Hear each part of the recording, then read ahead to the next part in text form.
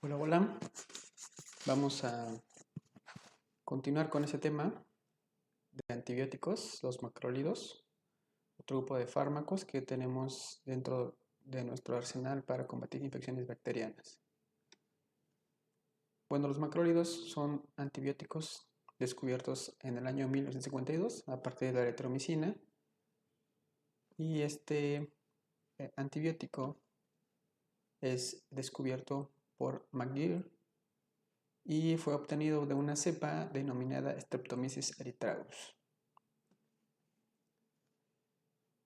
Dentro de la estructura química, los macrólidos tienen un anillo macrólido lactónico unido mediante enlaces glucósidos a 1 o 2 azúcares. La clasificación es algo sencilla. Se clasifican de acuerdo al número de átomos de carbono que contienen su estructura química. Entonces tenemos los macrólidos de 14 átomos, de 15 átomos y de 16 átomos, y los estólidos. Entonces los macrólidos de 14 átomos tenemos la eritromicina, la claritromicina, diritromicina, roxitromicina. Los de 15 átomos como la acitromicina, los de 16 átomos como la espiramicina, roquitamicina, josamicina, y los cetólidos como la telitromicina. Dentro del mecanismo de acción, de manera general, los macrólidos son bacterioestáticos por el propio mecanismo de acción. Sin embargo, más adelante vamos a ver que, dependiendo de ciertas circunstancias, pueden llegar a ser bactericidas. Entonces, el mecanismo de acción va a ser que este macrólido, ese antibiótico, se va a ligar a la unidad ribosomal 50S. Estos enlaces se realizan mediante puentes de hidrógeno y eso va a evitar que se sinteticen las proteínas a nivel del ribosoma bacteriano. Acuérdense que las proteínas son indispensables para la vida de la bacteria, tanto como estructuras de la propia bacteria a nivel de la pared, a nivel de enzimas, etc. Entonces, si detenemos la transcripción, es decir, la producción de proteínas, a final de cuentas esa bacteria va a terminar muriendo. Si no muriese, de cualquier manera, el hecho de inhibir la síntesis, por ejemplo, de enzimas líticas, en el caso de atacar el mismo antibiótico, eso crea también una debilidad en sus propias defensas y va a terminar muriendo. Y si no resultase eso, el sistema inmunológico va a poder atacar a la bacteria y deshacerse de esa infección. Al final de cuentas no va a poder seguir replicándose y el sistema inmunológico va a poder acabar con esa infección. Entonces,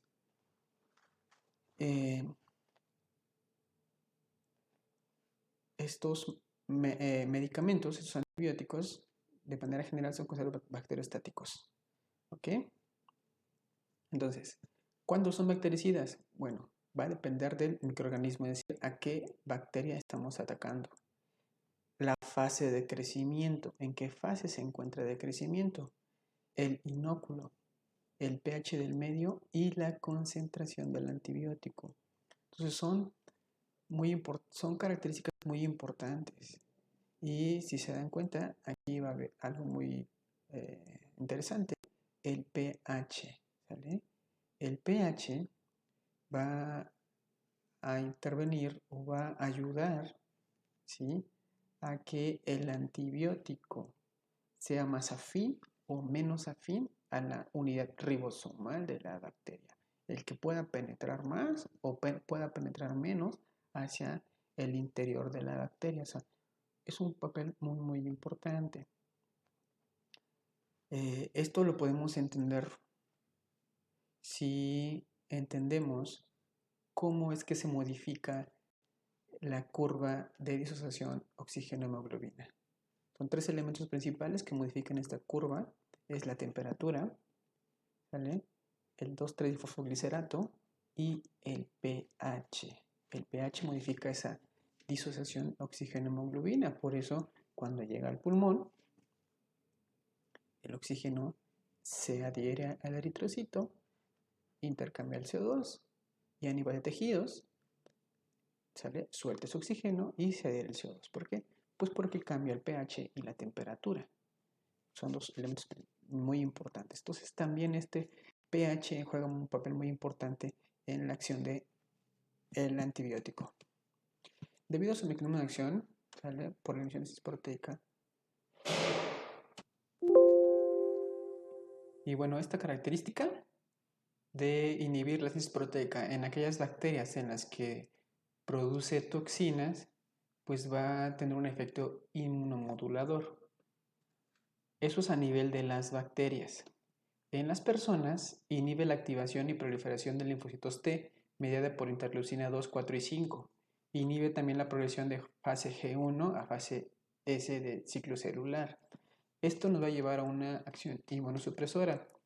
Derivados características surgieron macrólidos con actividad inmunosupresora específica, no los antibióticos que utilizamos. ¿Okay? Los antibióticos que utilizamos como eritromicina, claritromicina, citromicina tienen cierto efecto inmunomodulador, pero con cepas que producen toxinas.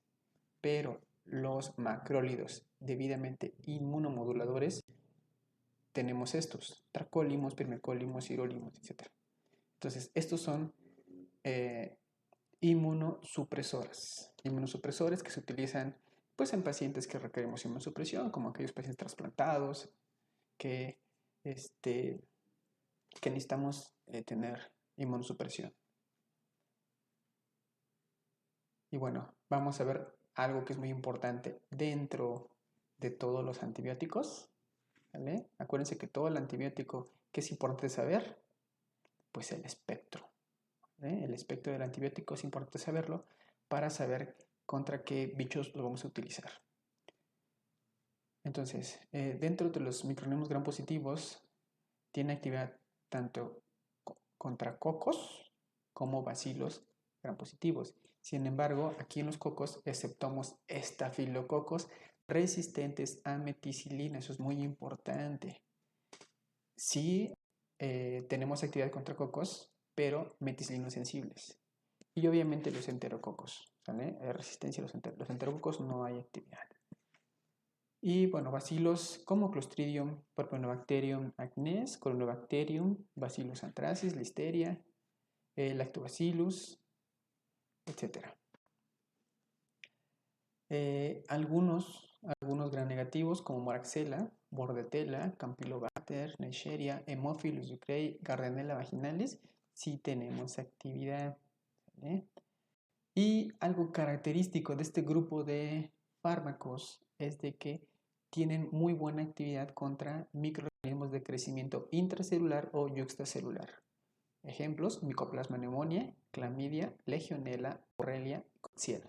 Entonces son microorganismos de crecimiento intracelular y extracelular. En especial la acitromicina es quien tiene muy buena actividad contra estos microorganismos, sobre todo por las características farmacocinéticas de este fármaco, independientemente de su farmacodinamia, que cualquiera de los que ya vimos, de los macrólidos, tienen el mismo mecanismo de acción. También tienen actividad contra algunos protozoos, ¿vale? Como Toxoplasma, Cryptosporidium, Plasmodium. Y ojo, esto es pregunta de examen. La mayoría de bacilos gram negativos, incluyendo microorganismos anaerobios, son resistentes. ¿Okay? La mayoría de bacilos gram negativos, incluyendo anaerobios, son resistentes. Por favor, no me vayan a dar algún macrólido para una infección pensando en E. coli, Shigella, Salmonella. No tienen actividad. ¿Vale? Hay muchos motivos, pero el principal es porque hay impermeabilidad del antibiótico hacia el interior de la bacteria. Por lo tanto, jamás va a poder tener un efecto ya sea bacteriostático y mucho menos bactericida. Dice, en cambio, otros bacilos gram negativos anaerobios, ¿okay? Como Porphyromonas, Botella, formas L, levógiras de proteos mirábiles, sí son sensibles. Característica, anaerobios. Eso es una característica muy importante. Vamos a ver la contraparte más adelante en otro tema, que son los aminoglucósidos. Los aminoglucósidos, ellos tienen actividad específica contra bacilos gram negativos como E. coli, Shigella, Salmonella, pero, ¿sale? No tiene actividad contra anaerobios. Sí contra aerobios, no contra anaerobios. En este caso que estamos hablando de macrólidos, ellos no tienen actividad contra bacilos gram negativos aerobios, pero sí contra algunos anaerobios. Entonces recuerden, eso es muy importante y puede ser una pregunta de examen. La claritromicina es el macrólido más activo frente a Mycobacterium avium complex, ¿sale? Mycobacterium leprae y el Helicobacter pylori. De hecho, es parte del tratamiento para la erradicación del Helicobacter pylori. Y esta claritromicina tiene más actividad que la misma eritromicina contra cocos gram positivas. Además, tiene un metabolito activo, la 14-hidroxiclaritromicina, que este metabolito aún es más activo que la propia claritromicina frente a algunas cepas como Haemophilus influenza y Moraxella catarrhalis. Entonces, ojo con esto. Si estamos pensando en infección de vías respiratorias altas, pues la claritromicina pues me va a cubrir los principales 3 microorganismos que me pueden causar infección de vías respiratorias, ¿vale? Algún coco gram positivo como Streptococcus, Haemophilus influenza y Moraxella catarrhalis. Campylobacter, Neisseria, Moraxella, Haemophilus influenza, Brucella, Pasturella, Quinella, ¿vale? Algunas enterobacterias como E. coli, Salmonella, Shigella y Yersinia, ¿vale? Acitromicina. Entonces, la citromicina es bactericida frente a Legionella y con independencia de su actividad intrínseca, la eficacia en vivo de la citromicina puede ser superior a la del resto de los macrólidos en infecciones producidas por microorganismos intracelular. Entonces, la citromicina tiene mejor actividad que otro macrólido, sobre todo para microorganismos intracelulares. Aquí tenemos la tabla de sensibilidad de nuestra guía de antimicrobiana. Y tenemos la eritromicina, claritromicina y acitromicina. Acuérdense que estos números representan la concentración mínima inhibitoria. ¿Sale? En miligramos por litro ¿sí? O microgramos por mililitro. Entonces tenemos que los neumococos son relativamente sensibles, igual que el Streptococcus pyogenes y Staphylococcus aureus sensible a meticilina. Los resistentes a meticilina, ninguno tiene espectro contra resistente a meticilina. Dentro de los cocos gram-negativos como Neisseria gonorrhoeae y Neisseria meningitidis, podemos decir que pues, principalmente gonorrea tiene actividad cualquiera de los 3 macrólidos. Contra bacilos gram positivos, ¿vale? Principalmente la eritromicina tiene buena actividad contra Listeria, Conobacterium, Bacillus anthracis y Propionibacterium acnes. Contra bacilos gram negativos como Moraxella catarrhalis y Haemophilus influenza, ¿sí? Tenemos buena actividad, a excepción de la claritromicina, que si se dan cuenta tiene 16 la concentración inhibitoria. Sin embargo, su metabolito es el que le da buena actividad contra Haemophilus influenza y se puede utilizar. Acuérdense que el metabolito 14-hidroxiclaritromicina tiene mejor actividad que la propia claritromicina sobre Haemophilus influenza y Moraxella catarrhalis. Y vean aquí, eritromicina contra Haemophilus influenza, pues la concentración inhibitoria es muy alta con respecto a la Moraxella catarrhalis. Entonces, contra Campylobacter, tenemos que la citromicina tiene mejor actividad. Contra Helicobacter pylori, ¿vale? La claritromicina es la que tiene mejor actividad que los otros dos macrólidos y Haemophilus ducreyi. La citromicina es quien tiene mucho mejor actividad, 0.003 miligramos por litro de concentración mínima inhibitoria. Entonces es la que mejor tiene actividad contra Haemophilus ducreyi. Contra algunos bacilos gram negativos, nada más tenemos referencia acerca de la eritromicina, contra Pasturella y Quinella, y es una concentración inhibitoria muy alta. Entonces no es no es de elección ningún macrólido para estos, obviamente. Y ahora sí, la especialidad de la casa, es decir, de este grupo, los intracelulares, ¿vale? Clamidia. Si se dan cuenta, todos tienen buena actividad contra clamidia. Sin embargo, recuerden, de los tres, ¿quién tiene mejor actividad contracelular? La acitromicina, ¿sale? Micoplasma tienen buena actividad, contra Legionela tienen buena actividad, contra Aeroplasma, aquí quien tiene mejor actividad es la claritromicina, contra Borrelia tiene mejor actividad la claritromicina y la Coxiella tienen igual actividad eritromicina y claritromicina. Y vamos a ver ahorita un video donde nos explica un poquito el mecanismo de acción. No se puede reproducir. ¿Qué pasa?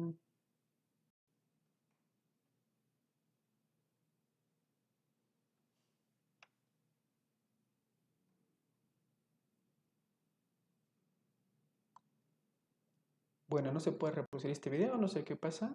Se los voy a poner aparte. Es un video muy interesante, cortito. Se los puse en esta presentación, pero como no se puede visualizar, se los voy a poner posteriormente.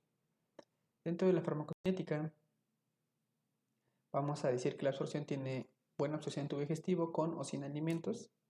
En la vía parenteral se absorbe completamente, y acuérdense que ya dijimos que pues, dentro de las características de las vías de administración pues van a influir en la biodisponibilidad. Con excepción de la citromicina, todos se metabolizan en hígado y sufren efecto primer paso, que se puede disminuir de manera significativa su biodisponibilidad. Esto del efecto primer paso ya lo mencionamos cuando vimos farmacocinética. Las dosis ya establecidas para dichos fármacos consideran siempre el efecto primer paso, así es que no deben de modificar dosis porque va a tener primer paso. O sea, eso se sabe desde que el fármaco se estudia a nivel a nivel clínico en personas sanas, cuando se estudia la farmacocinética. Difunden a través de la membrana debido a su carácter lipofílico, entonces tienen buena distribución. La concentración de la citromicina es particularmente elevada y persistente. Eso es una característica muy importante y también puede ser pregunta de examen. La citromicina tiene concentración elevada y además persistente a nivel intracelular. ¿Por qué? Bueno, esta acitromicina posee dos grupos básicos en lugar de uno, como ocurre en el resto de los macrólidos. Eso le permite tener más afinidad a las proteínas intracelulares. Y bueno, dentro de los estudios realizados, la citromicina mantiene concentraciones intracelulares elevadas durante más de 7 días después de la última dosis, con una concentración sérica simultáneamente detectable.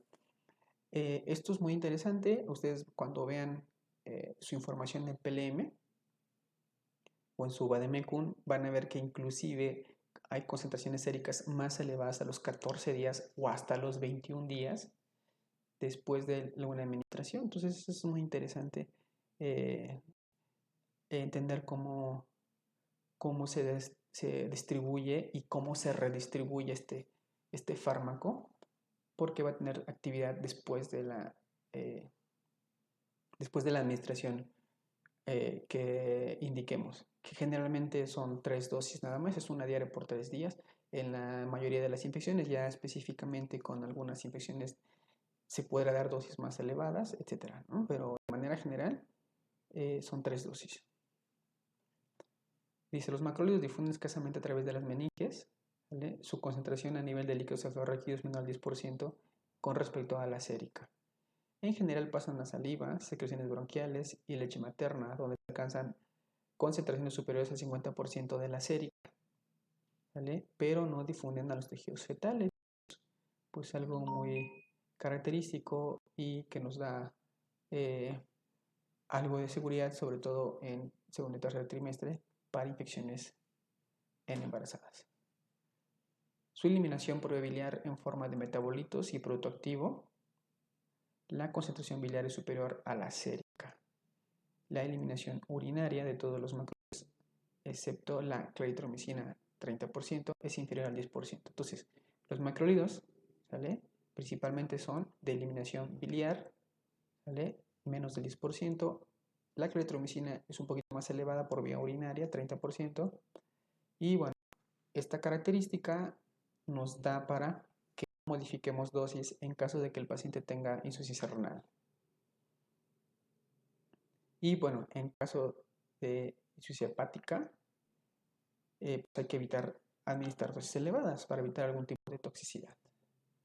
Entonces aquí tenemos un esquema donde aquí visualizamos al ribosoma, que aquí lo vemos una estructura muy bonita, pero acuérdense que es una estructura proteica compleja, donde va a recibir el ARN mensajero.